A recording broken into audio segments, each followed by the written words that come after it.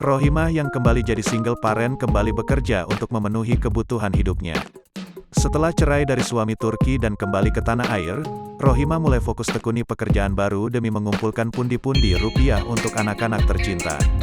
Dengan bangga, Rohimah menginformasikan jika dirinya membuka kedai lotong sayur. Tak hanya sajian itu saja, Rohimah juga menjual menu lain di kedai miliknya. Namun, mantan istri Kiwil itu juga menyampaikan kalau ia tidak berjualan menggunakan gerobak karena sudah dijual. Rupanya, Rohimah juga memiliki tujuan lain yakni agar anak-anaknya bisa mencari uang sendiri.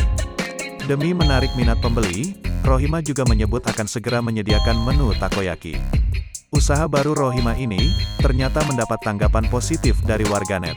Mereka bahkan turut mendoakan agar dagangan Rohimah laku keras.